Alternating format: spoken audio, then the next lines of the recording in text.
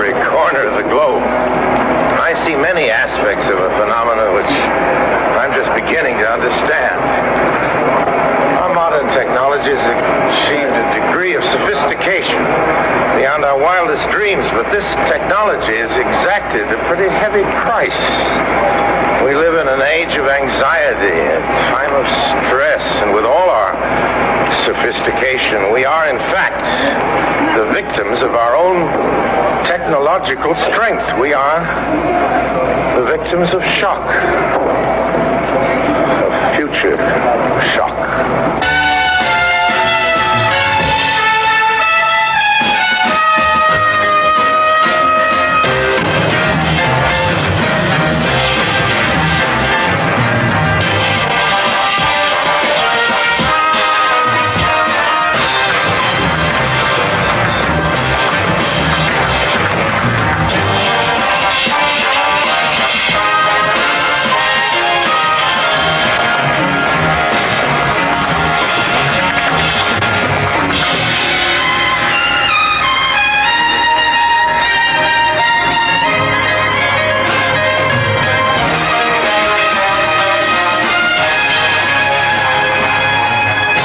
Future shock is a sickness which comes from too much change in too short a time. It's the feeling that nothing is permanent. permanent anymore. It's the reaction to changes that happen so fast that we can't absorb them. It's the premature arrival of the future. For those who are unprepared, its effects can be pretty devastating.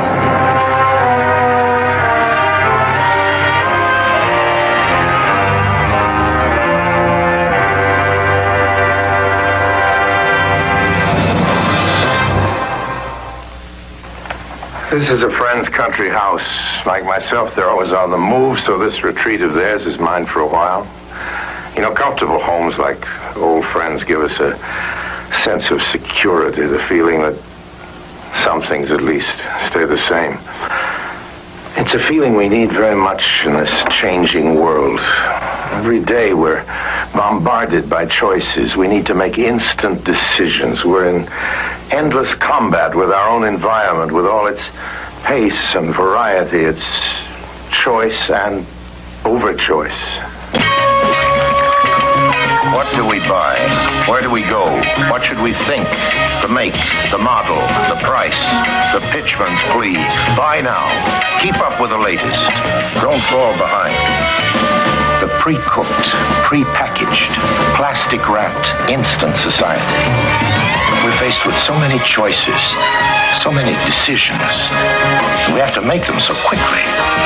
None of us can escape the pressures. That's what future shock is all about. Don't fall behind. Keep up with the latest. Buy now.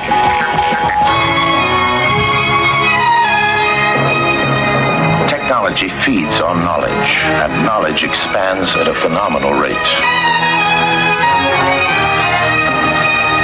Throughout the world, more than 1,000 books are published every day, over 30,000 a month, 365,000 a year. A chemistry professor recently stated that he couldn't pass today's examinations because at least 2/3 of the questions require knowledge that didn't even exist when he graduated from Oxford in the early 30s. This machine makes our lives move faster. Computers combine facts to make new knowledge at such high speed that we cannot absorb it. They affect not just the things we buy or the things we know, but the things we do.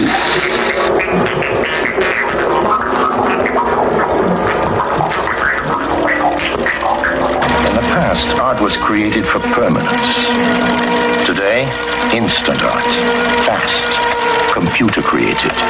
Combinations which are changeable and for the moment, beautiful.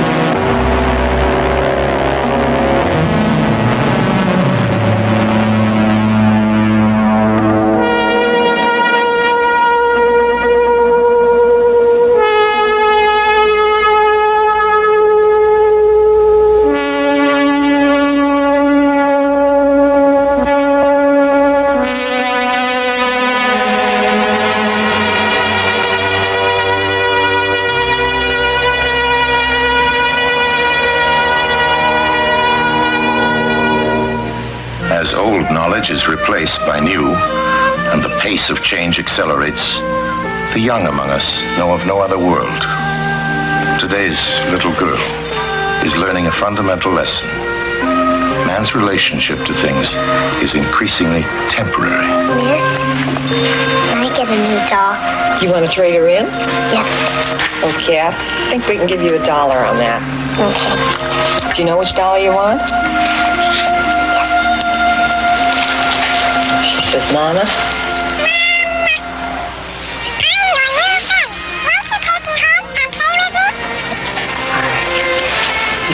May I have 80 cents, my thank you. Even friends don't last. An early lesson in disposability. Nothing is permanent anymore. As we move toward a world of impermanence, buildings once made to last a lifetime are torn down.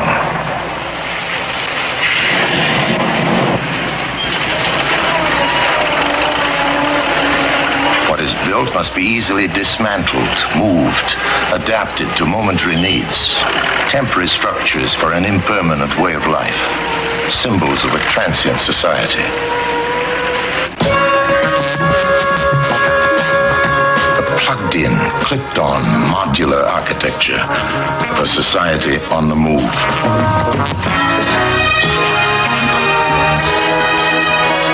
Every year, some 36 million Americans strip their homes and move on, tearing apart communities, families, and individuals, creating future shock. This is the last time I'll move ever. Moving on, but where are we going? Nomads without knowing what's ahead. This time, maybe this time.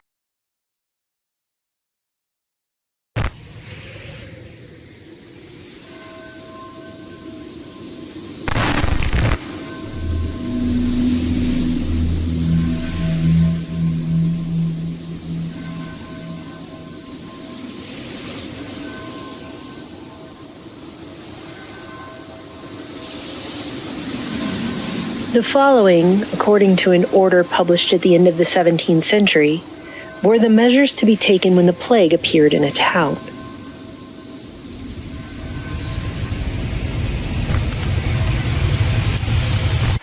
Hope you guys are staying sane out there. Just left our house for the first time after probably 4 or 5 days now.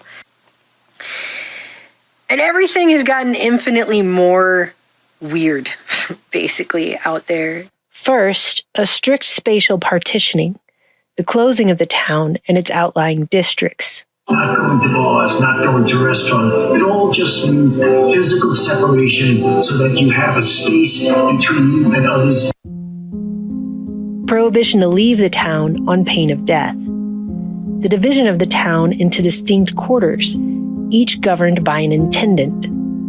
Each street is placed under the authority of a syndic, who keeps it under surveillance.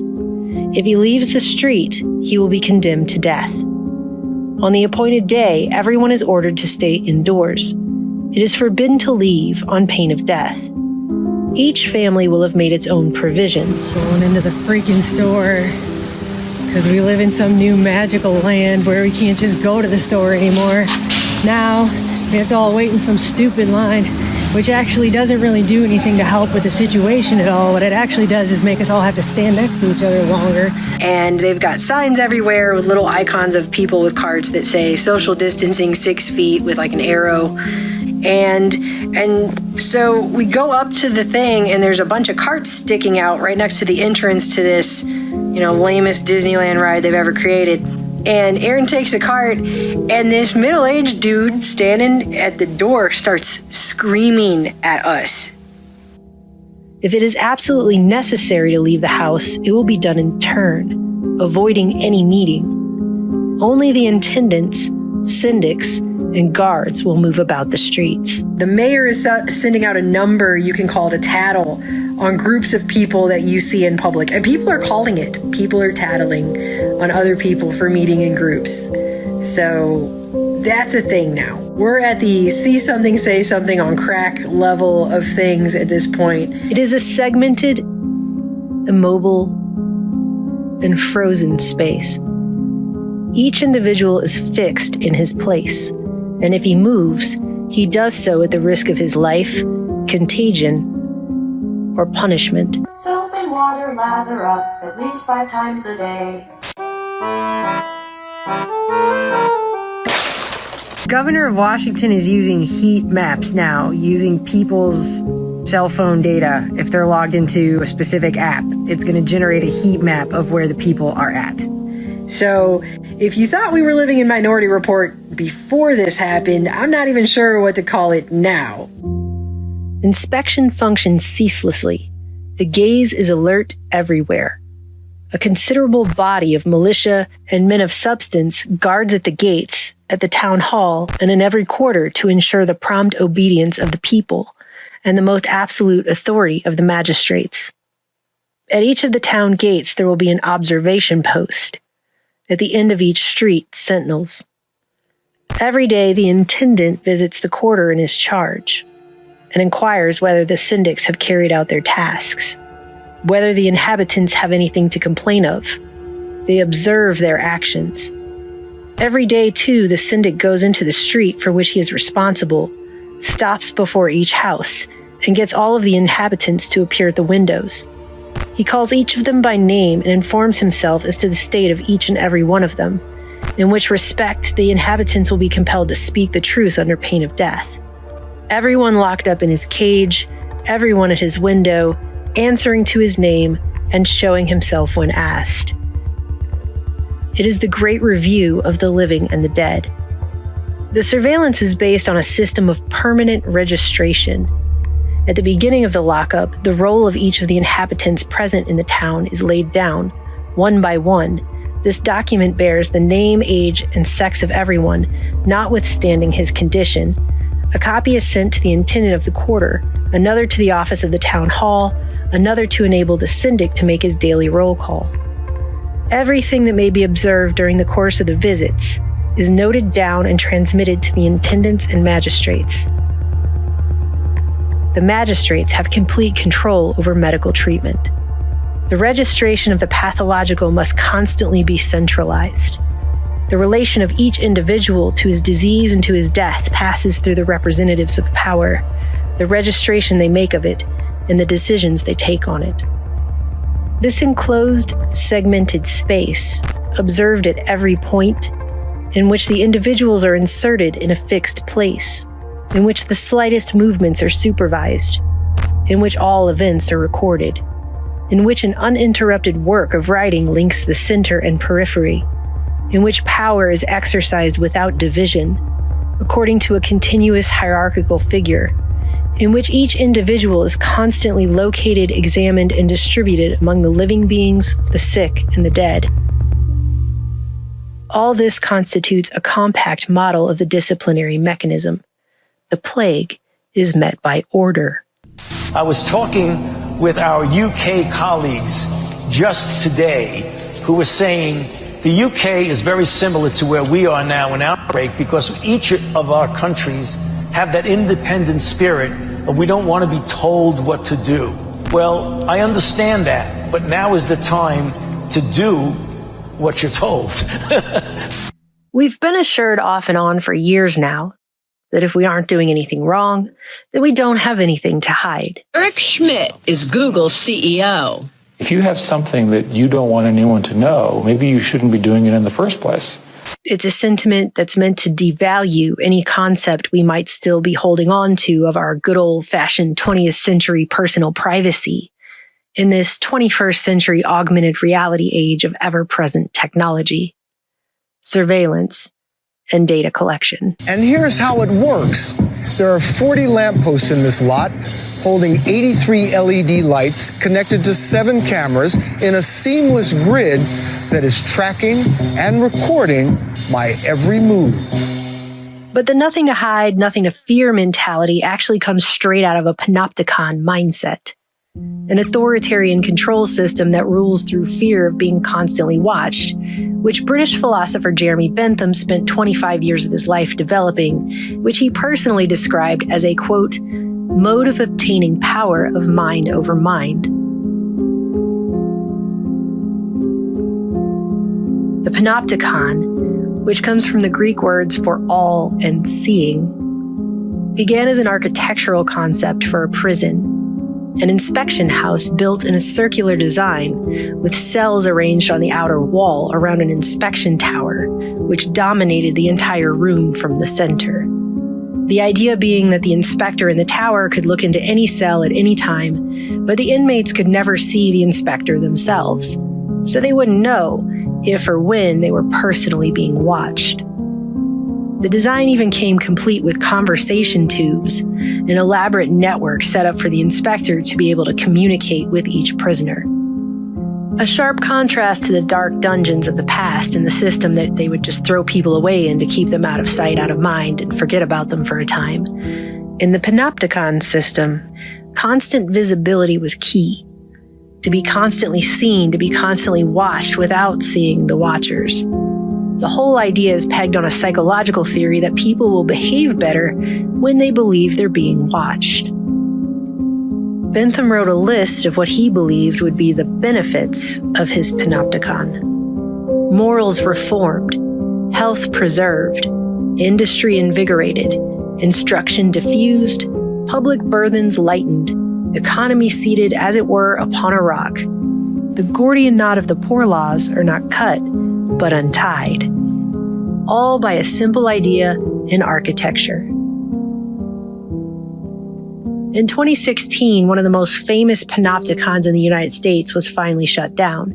The Stateville Correctional Center Roundhouse in Illinois, which was built in 1922 and it housed some 348 inmates at capacity. Some even sarcastically referred to it as a larger real-life Thunderdome from the sequel to Mad Max. A prison watchdog group called the John Howard Association even referred to it as a place not fit for human habitation, writing in an official statement that living and working conditions in this ill-conceived structure were inhumane and degrading for prisoners and staff alike, specifically calling out the Panopticon design as, quote, universally deemed harsh, chaotic, and ineffective, and abandoned by correctional agencies throughout the world long ago, end quote, as it creates an environment damaging to not just the physical, but the mental health of the people inside of it. Conditions aside, the dysfunctional design of the roundhouse is perfectly engineered to induce extreme aggravation and anxiety and stress among inmates and staff. One former inmate actually told me that this place is a hate factory.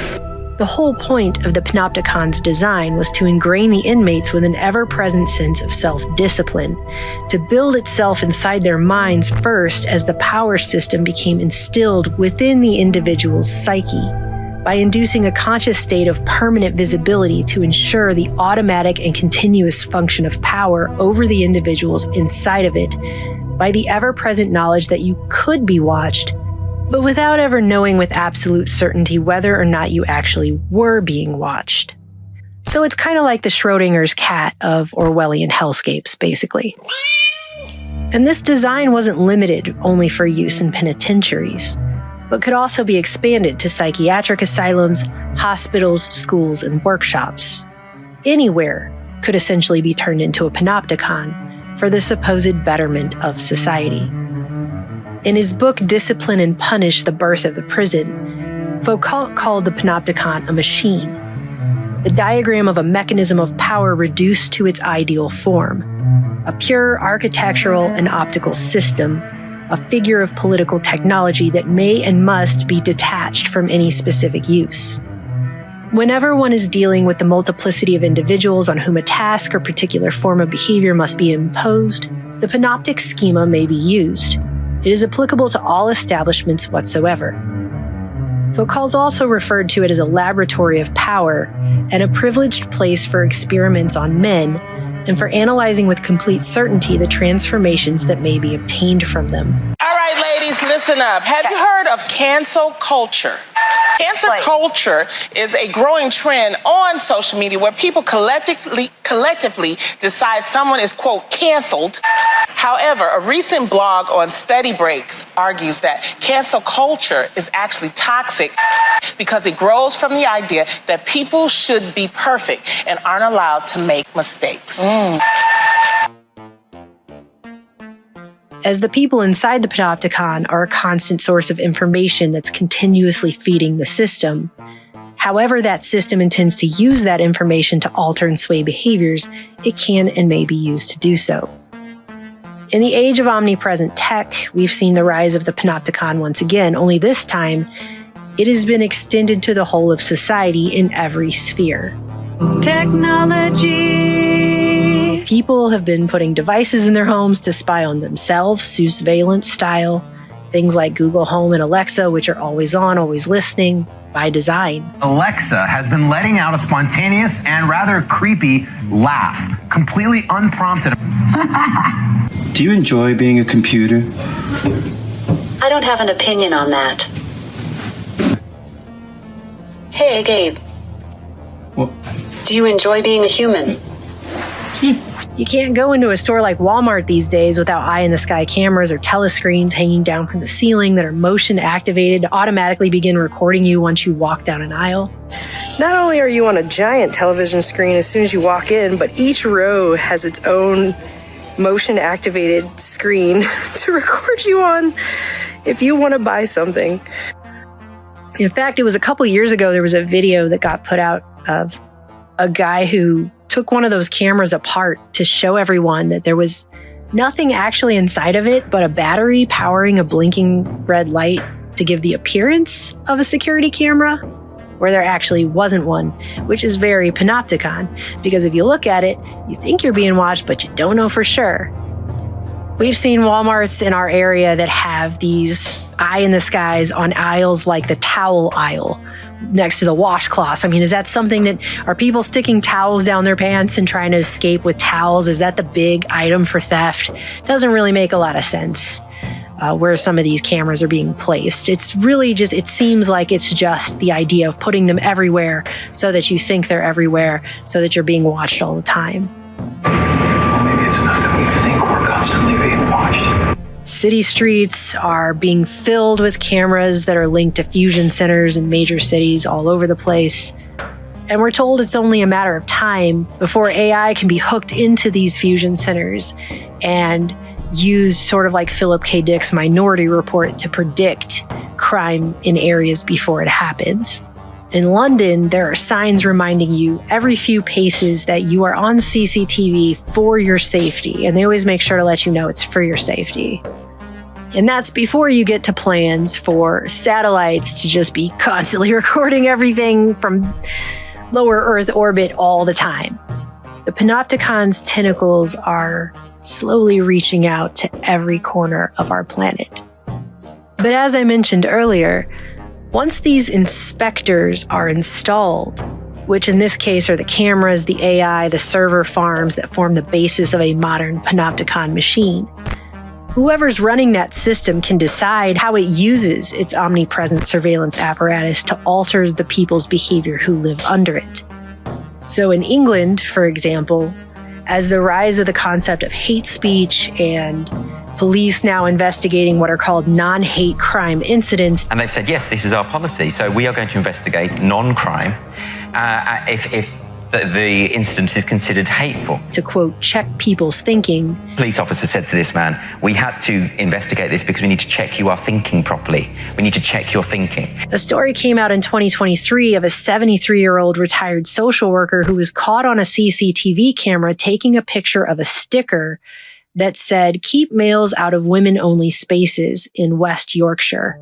And according to the reports, instead of investigating actual crimes that are happening in this area, which is an area that the Daily Mail said it has the second highest crime rate in the UK, at least at that time, with more than 90% of actual crimes going unsolved by official figures, they're over there knocking on the door of a 73-year-old retired social worker to check her thinking as to why she was seen on a CCTV camera taking a picture of a sticker that says, keep males out of women-only spaces. I think they wanted to correct my thinking, she was quoted as saying. I felt as if they were trying to gag a dissenting voice by harassing me in my own home. I mean, the takeaway here is, instead of police powers being used to solve crimes, which is supposed to be the purpose that police exist in the first place, they're now using a pervasive CCTV-powered Panopticon to surveil the area's residents and investigate them for non-crimes, which they actually say are non-crimes, specifically to, quote, check their thinking. This is exactly the type of power of mind over mind that Jeremy Bentham proposed in his original Panopticon design. And they're trying to make it so people aren't even allowed to opt out. If someone dares to cover their face because they feel like the facial recognition technology is a bit of an overreach, the police are stopping them and asking why, and trying to take their picture. To your face? Maybe it's because I don't consent to being on there. Oh, right. Okay, why's that? Because I think it's a bit of a government overreach. Oh, right, okay. I one. Can we take your details down? Is that all right? People now living in the UK can see very clearly how this system of omnipresent surveillance has been turned against them to try and enforce what are very unpopular political agendas. Because I'm sure when they originally put in these CCTV cameras everywhere, quote, for your safety, they didn't say, oh, and by the way, we're going to use them to surveil you doing things that aren't actually crimes, and then we're going to send police to your house to check your thinking, because they want to modify people's behavior on a nationwide scale. I'm sure that if they had said that, there would have been a lot more resistance up front, but that's how this works. It's a machine. It's divorced from its purpose. So it can be put in for any number of justification, camel's nose under the tent, we're trying to keep you safe type of things. But here in America, we talk about that as trading liberty for security, and history has shown that doesn't normally end very well. And speaking of the US, Oracle CEO Larry Ellison has been back in the news lately after he appeared alongside OpenAI CEO Sam Altman at the White House the day after Donald Trump's second inauguration to announce a new $500 billion AI infrastructure project.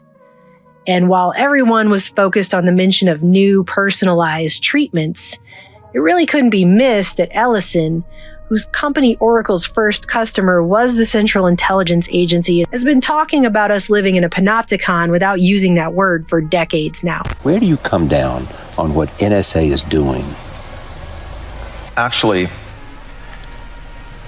we've been collecting this information for so long, and long before NSA was collecting it. Let me tell you who was collecting it. American Express, Bank of Visa, all of your credit card data. We have all of your financial records. This whole issue of privacy is utterly fascinating to me. Who's ever heard of this information being misused by the government? In what way? Well, I just hear you clearly. You're saying whatever the NSA is doing is okay with me. It's great. It's great. It's essential. By the way, President Obama thinks it's essential. It's essential if we want to minimize the kind of strikes that we just had in Boston. Not even weeks after 9/11, Ellison was in the news having already met with the CIA and the FBI calling for a biometric national ID. It says the card would contain basic information, including the social security number of the person, and be linked to a federal database that would contain detailed personal data such as digital records of the person's thumbprint, their palm print, their face, or their eyes, or possibly all of it. And this was also being pushed at the time by Alan Dershowitz. So Ellison was in here even offering to donate, derisive air quotes, the software for this program. But what point would it be alarming for you in terms of government surveillance? At what point would your red line be crossed? If the government used it to do political targeting, if the Democrats used it to go after Republicans, if the Republicans used it to go after Democrats. More recently, just a few months back, he was talking about how we're all going to have to get used to being watched all the time. The police will be on their best behavior because we're constantly watching and recording everything that's going on. Citizens will be on their best behavior because we're constantly recording and reporting everything that's going on. And it's unimpeachable. The cars have cameras on them. I think we have a squad car here someplace. But those kind of applications using AI, if we can use AI, and we're using AI to monitor the video. He might not be using the word, but the thing that he is drooling over here is the idea of a panopticon. Not people that are looking at those cameras, it's AI that's looking at the camera. No, you can't do this. We're gonna have supervision. It may be employed differently, it may be a lot more invisible than the physical architecture of the thing itself, but we're gonna have supervision. He's talking about the machine of the Panopticon. You look even better. Thank you, Mr. President. And it feels like this is why the 21st century here in America was kicked off with the most blatant version of this idea put right in everybody's face when they came out with the total information awareness and the all-seeing eye logo Again, the word Panopticon, based on the Greek for all and seeing, just being shoved right in the public's face with that all-seeing eye logo. And of course, they knew people would be horrified by that idea. But it's kind of like setting up a goalpost. So if you show somebody the worst possible, most egregious version of something, like, oh no, not that. But then if you slowly bring it in by paces over time, gradually under the auspices of corporations rather than the government, it's something people would be a lot more likely to accept. And they have, largely they have. I mean, look around. We're still going to end up in the same place. We're still ending up with total information awareness. You'll only achieve that if you can get substantial data in the right databases, use AI to interrogate that. Giants are announcing the formation of Stargate. So put that name down in your books, because I think you're going to hear a lot about it in the future. A new American company that will invest $500 billion at least in AI infrastructure in the United States. The "I'm not doing anything wrong, so I don't have anything to hide" refrain is little more than a bait and switch at best. It not only fails to take into account that once the system's in place, its use can be altered to whatever those at the helm of the machine see fit, whatever behavior they want to modify, but it also ignores a world where, for just one example, economic data can be used to manipulate the entire system to benefit the few over the many. We need to see unemployment rise. Unemployment has to jump 40-50%, in my view. We need to see pain in the economy. We need to remind people that they work for the employer, not the other way around. It's a dynamic that has to change. We've got to kill that attitude, and that has to come through hurting the economy, which is what the whole global, the world is trying to do. The governments around the world are trying to increase unemployment to get that to some sort of normality. It ignores other unspoken motives of that few, of which we know some because they come to WEF and tell us about it every year. And with every powerful tool in the hands of good people, will do great things. In the hands of bad people, can do bad things. I mean, essentially, it just ignores entirely the reality we find ourselves in altogether. We're going to have supervision. It's just not even an honest conversation that's being had at this point. The UN. No joke. The Panopticon is anywhere and eventually so built in and automatic that it's everywhere. Maybe it's enough that we think we're constantly being watched. Under such a pervasive system, nowhere is free. The feeling of being under constant surveillance, it's being gradually brought in so that it won't be as conscious of a thought. They try to make it a little less conscious in your mind, but it's still going to be there. This feeling of always being watched everywhere you go. It gets inside of people's heads and it changes them. It's beyond mere demoralization or learned helplessness. It conquers people. It's a world where no one will ever quite be themselves again. And we've seen a lot of that anyway, because we're mediating everything through screens. We're filtering everything. We're correcting everything. But at the end of the day, this is exactly what George Orwell was warning us about in 1984. It's the exact thing. As the Electronic Frontier Foundation's Bruce Schneier wrote, too many wrongly characterize the debate as security versus privacy. The real choice is liberty versus control. Tyranny, whether it arises under the threat of foreign physical attack or under constant domestic authoritative scrutiny, is still tyranny. Liberty requires security without intrusion, security plus privacy. Widespread police surveillance is the very definition of a police state. And that's why we should champion privacy even when we have nothing to hide.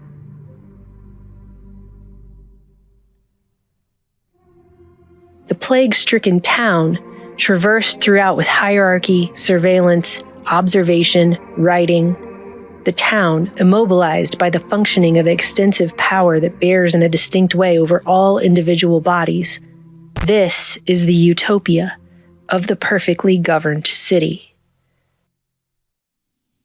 The plague is the trial in the course of which one may define ideally the exercise of disciplinary power.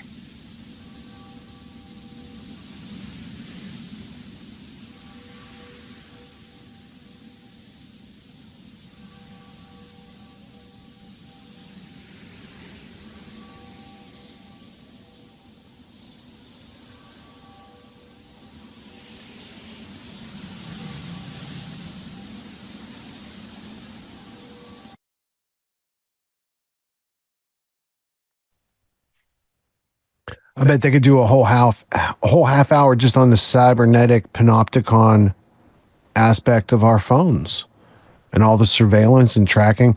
You know, I saw an interesting post the other day. I'd never considered this, but if you use facial recognition on your phone, did you know that if you were, like, for instance, hunting, or someone's hunting you, you're lighting up your face, and anyone with infrared detection, including a video camera, can spot you and find you. So I just, you know, people don't consider those things because you can't see the infrared spectrum without using instruments, but instruments are widely available because everyone has cameras these days. Yeah, I've got infrared around the house, infrared cameras around the house, so I can pop out at night and see what's going on. It's nice. It's a nice feature. And then if you get a Flipper 2 or a Flipper 0, I think that's what it is. You can read the IR signals, record them, and play them back. Yep. Yeah, mine's That's motion for nerds. sensitive, so it starts recording if there's movement and stuff. So it's pretty sweet. So none of you CIA Secret Service people better be creeping around. But, you know, I had a really interesting epiphany when we were watching that too. The two things that I've always kind of tied COVID and 9/11, a similarity between the two is that they both kind of characterize an invisible enemy, right? Like, so with like 9/11, you have the terrorists. And they really played off the fear of like, oh, there could be a terrorist. And they both came from the same source. Yeah, exactly. USAID, right? But CIA, USA, yeah. So, but it's just the idea of this this invisible enemy that could be anywhere and everywhere at the same time. You know what I mean? It could be around any corner. You never know. And so it's a very powerful tool. You know, like the mass manipulation that we talked about earlier. You know, a great way to create a sense of fear and doubt so that people will subjugate themselves to whatever authoritarian control comes down. So it's like a psychological panopticon where people impose upon themselves this notion that there's something around the corner that could be watching or it might not be watching. It's the perfect mechanism for large-scale authoritarian control. And it's interesting. So I kind of typed that hypothesis out to the old ChatGPT, and I said, okay, so looking into the future using that same model of the the invisible enemy, the psychological panopticon, give me scenarios, because, you know, for them to pull anything like what they were describing in the beginning of that video of, like, you know, a future where we are living that lockstep type environment, like they would need to pull something out of their hat that we've never seen before, because now we know what to look for. It's like they can't just do another virus scare and everyone's just going to lock down. I don't think that they'd be able to get away with it at this point. So I was like, what else? Is there anything No, it's else? like that Simpsons, isn't it? The Simpsons, where they have the table and they're like, we're going to come out with a new fake virus, and the guy's like, Exactly. we have to use. They're at the point where they would have to use the real thing.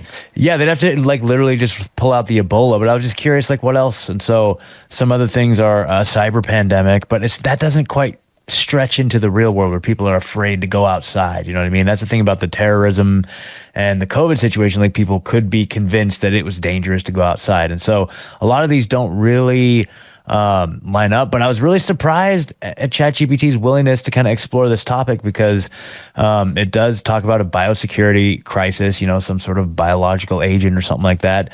And it does say extraterrestrial threats, the existence of hostile aliens or an impending asteroid impact could justify global militarization, massive public obedience, and authoritarian control in the name of planetary security.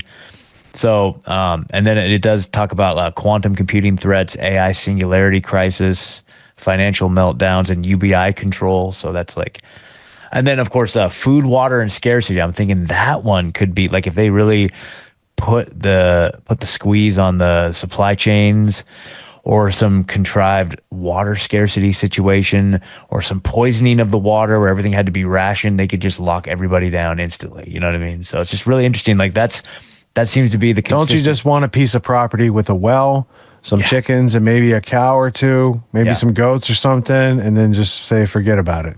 Yeah. But I mean, that's so just keep an eye out, folks, whenever they try to pull out something that creates that invisible enemy type of mentality.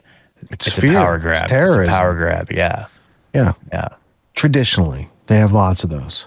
Yeah. All right. So if you appreciated what they're laying right down at Truth Stream, Truth Stream Media on YouTube, but we're also doing a screening of part 2 of Truth Stream Media's The Minds of Men.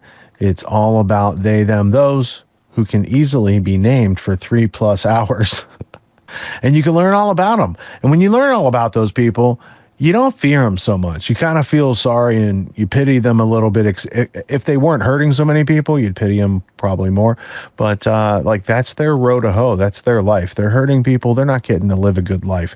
So let's learn who they are, what they've been doing, how it applies today, how to insulate ourselves from it. You can learn more at autonomyscreenings.com, and you get a free pass for the rest of the year.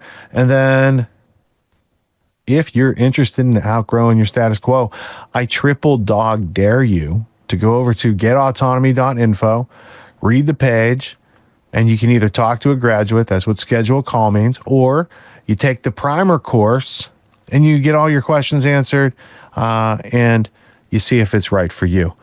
Now's the time to outgrow what they're putting out there, as far as, just because Trump's doing all these executive orders doesn't restore family households and people having enough money to make ends meet and plan and prep and do all the other things that make you calm, cool, collected.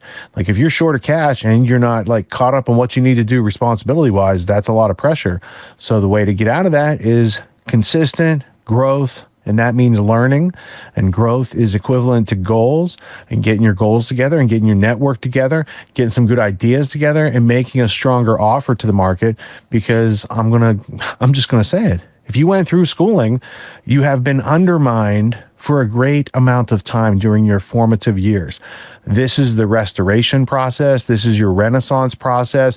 This is where you all bring it all back together, make it all pay off going forward. But it takes a little work. And so we coordinate. We do it twice a year for 12 weeks at a time with a bunch of other friendly, freedom-minded people. Not everyone thinks alike, but we all have the same interests, that freedom is better than slavery. So with all that, I recommend it very much. I'm a graduate. I recommend anybody out there, if you want to outgrow the status quo, as Richard said. And then right there, you said something. I was like, that would be a good like autonomy slogan, or just a throwaway phrase where it's like, don't get undermined. Like, don't be undermined. Like MIND instead of. Yeah. Anyway, undermined. Yeah, that's good. There's something in there. But then also, of course, you guys, if you want to learn how to take out a Super Bowl ad and then deliver an actual valuable offer to the market, you can learn such skills at Autonomy. Easy.com. Yeah. You know, if you go to the trouble if you get your business up to the point where you're getting Super Bowl ads, you can learn how to then follow that up with an actual viable offer to the market. You could do better than Kanye. That's what I'm saying. Scott, go ahead, plug your projects and sites. Yeah, thank you so much. As always, you guys, such an honor to always be here with you guys. Rebunkedrecords.com is the music, and then the links right now to all of my social media and everything. You can get that at rebunkedrecords.com. The podcast Rebunked on all the platforms. Rebunked.news will get you to the links to all that. Clip Genie, of course, if you want to dive back in the archive, gtw.clipgenie.com. My show's on there. We're working on a few other onboardings, which you guys will be excited about, but it's taking a little longer than we thought. So yeah, thank you guys so much. I'll see you next week. I want to give a shout out to LD, who's still out there traveling and living up life. I want to say thank you to Colby for helping us get through the flight tonight. I want to give a shout out also to Martin and Leah, who helped a whole lot of things come together to make the show happen every week. And I'd like to thank you guys all for tuning in and not dropping out. And here's Big Balls to play. Oh, wait, do we have some wait. super chats? Oh, do we have? That's right. Colby, super chats. I got so like. All right. Colby. All right, we did have one tip for $10 tonight from Tenor Dadness. He said, keep the message moving. I know I'm not alone. Their evil psyops and obtuse-minded medical professionals killed my mom on the first CV Mother's Day. Never forget.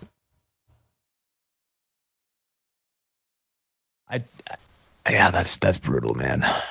Prayers. There was another super chat on Rumble too. I don't know if you saw that. I think if you scroll all the way to the top, it pops up there. Doing it live. You want me to just read it real quick? Yeah, if you got it. Yeah, it's from Tarps Off 89. It says, have you guys checked out Mae Brussels, the OG of Queen Conspiracy? Rumble Chat swears by her. Well, I mean, I've checked out what's left of her work that's been preserved. I would put Mae Brussels right there with Dave Emery. And there's a couple other intrepid people who used to use the public airwaves and get on the radio before Art Bell, before Alex Jones, before Bill Cooper. There was Mae Brussels. And I have a Autonomy graduate, Tim Flynn, who has a show called Mae and the Magic Bullet. And you should check it out because it's all about continuing the research and muckraking of Mae Brussels. She's a fantastic example. LD says, wait till they find out about D's nuts in addition to the big balls.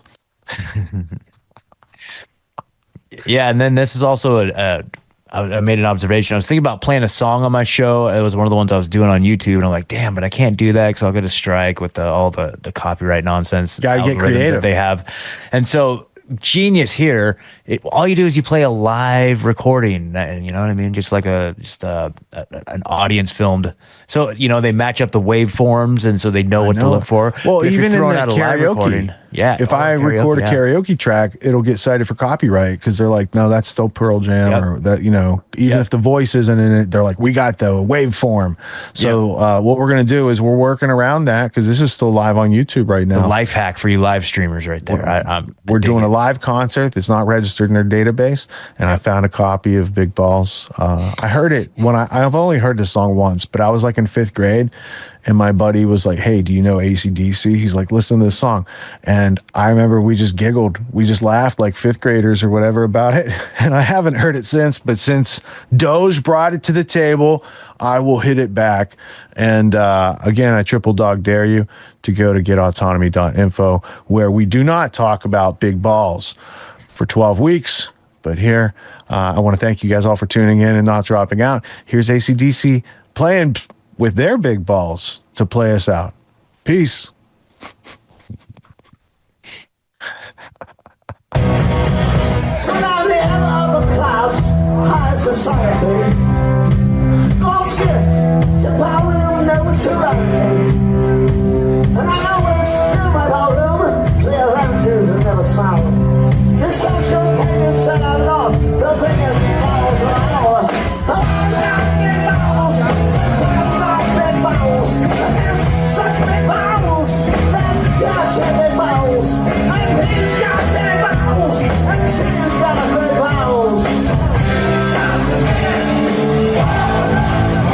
And my balls are always bouncing, and my bottom's always full. Everybody comes and comes again. If your name is on the guest list, no one can take you higher. Everybody says I'm not great balls of fire. I got big balls, yes I've got big balls. I got such big balls, and that's big balls. And he's got big balls, and she's got big balls. Some balls are held for charity, some for fancy dress. But when they're held for pleasure, they're the balls that I like best. My balls are always bouncing to the left and to the right.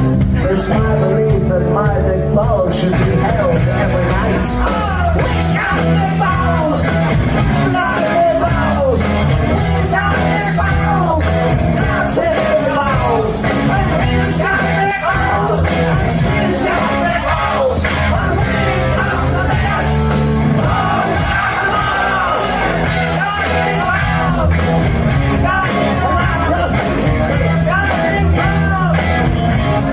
Oh, that's just wonderful fun! Seafood cocktails! Crabs!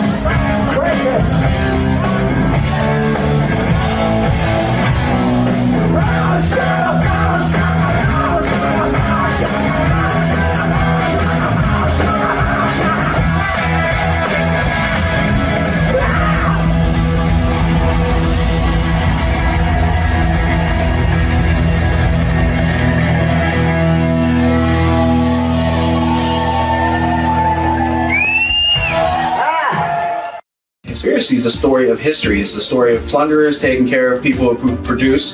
They claim to take care of them through government, which doesn't give you anything, it doesn't take away first. So it's not creating something out of nothing. It's very real what they're doing. They're taking your rights or taking some people's rights and adding more to someone else's rights. If you haven't heard about our Grand Theft World community membership, here are a few of the things you've been missing. A mobile app where you can access replays of the Grand Theft World podcast and show notes. Access to the Grand Theft World community on Discord, where we crowdsource news and resources, and you can contribute to the show. The opportunity to participate in the Grand Theft World bi-weekly town hall. Exclusive content from Richard Grove, including behind-the-scenes footage and future access to unpublished material. 93 episodes of the Peace Revolution podcast, and the Grand Theft World newsletter delivered straight to your inbox each week. If you want to stay ahead of the great game, visit us at grandtheftworld.com, click or tap the button in the top right-hand corner, and join a vibrant community of researchers blazing a new path to truth. We'll see you there.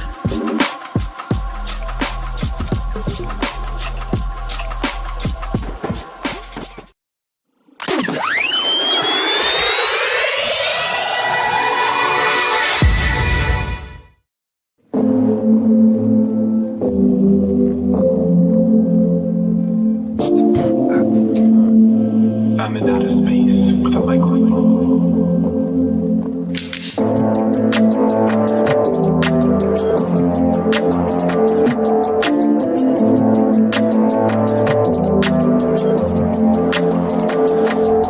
Long history, so stupid as I unfold a groove, tune in and not drop out. Not to cop out, the post beers remove music. This wealthy cat was moving, stack of cash and sports cruiser, major accent deals mover, promoted fast like homeschoolers. Then noticing one day some bills that went unpaid, those crumbs they led one way, discovered some unfun game, Then he was called into a meeting to disrupt and expose, but that was the day that the world froze. So stuck in the traffic and then caught in the panic, he dipped out in a frantic speed to exceed the seed planet at the event, and what would soon come, connecting dots to be revealed in Project Constellation. Big props to Maria, broadcasted, that's where I'd hear and get hooked on the name of Richard Grove. What he's saying is hypnotic, synchronicity came out like chronic, all in full stride, compadres around all sides, seeking sources to provide solution. The heavy-handed knowledge is Willie saying the peace revolution, never knowing I was missing a blessing. The heaviest session recorded and revealed the ultimate history lesson in this quest, and I'm a Midwestern who's rocking it dope. Subscribe to media produced by tragedy and hope, and if you didn't know the gift, and here's what you've been missing, and listening is where conviction is revealed in descriptions in a brain model. Don't come out hollow, but full throttle, and dive in the deep end so history doesn't repeat, and make it complete. Catch Grand Theft World every week with Richard and Tony, chop it up with the homies, and I ain't talking about that public school baloney. And it's like you should know me, quoting Gatto in the flow that I'm growing, and LD's bearded is showing the time capsule stack of stats is open. So spread it around, the show is ready to pounce, audience that abounds, seeking out what's profound. I know it is challenging fallacies in the balance when a forensic story in it, boring men while exhorting in examination, contemplation, meditation, revelation, celebration, destinations planned, targets arrived. Autonomy crew of souls that survive, broke free from the 9 to 5, and we're doing it live. Hey, with hope in our flow, where consciousness grows, as opposed to you don't have to think about it, dude. Cause it's a comedy show that be bombing truth, whoa, trying to make uncommon truths be more commonly known. That it's a Grand Theft World that I'm living in. Ain't no reptilian skin, just some normal humans who love to sin. From their banking powers they aim to win, deceive and betray all man. Make it everyone slaves to them. It's a Grand Theft World that I'm hearing at. The sky's like a pyramid. For those tuning in, they be feeling that, revealing that things ain't what they seem, so I'm fighting back and digging jack, obtaining knowledge, wisdom, and artifacts. Yeah, like that aspect that they lack. Yo, trivium course, deal with that, Rebel, bring the back, cause it's that world that's rolling out. Got the growth model out, tracing Rockefeller umbrella dollars, stricter clouds. SEC connections are hard to dial, but most go the common route. Walking with their head in the shroud, yo, it's a grand theft world that I'm peering at. Disguised like a pyramid, but those tuning in, they be feeling that. Revealing that things ain't what they seem, so I'm fighting back and digging jack, obtaining knowledge, wisdom, and artifacts. You should know, it's not a video game. This isn't Grand Theft Auto, folks. This isn't a video game. This is Grand Theft World. All right, LD. It's a Grand Theft World that I'm peering at in the sky like a pyramid. For those tuning in, they'd be feeling it. Revealing that things ain't what they seem, so I'm fighting back and digging jack, obtaining knowledge, wisdom, and artifacts.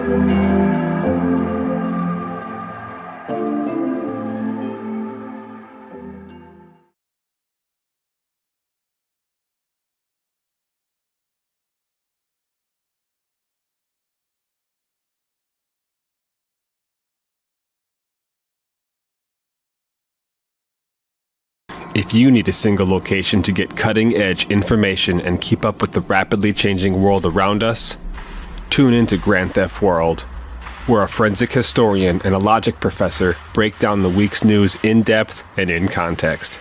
There's a ton more there, so go check it out. And don't forget to get your Freedom Vault on the homepage.